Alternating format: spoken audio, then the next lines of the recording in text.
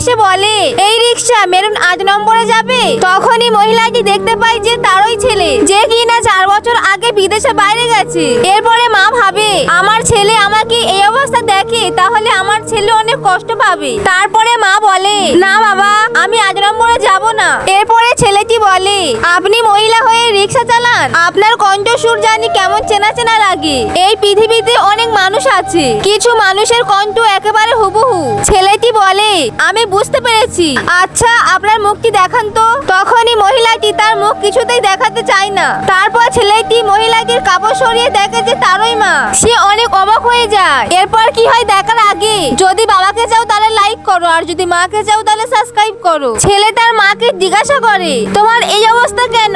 তখনই মা ছেলের কাছে সব ঘটনা খুলে বলে। তারপর ছেলেটি তার মাকে নিয়ে তাদের বাড়িতে চলে আসে। এরপর তার স্ত্রীকে বকা দিয়ে বাপের বাড়ি চলে যেতে বলে।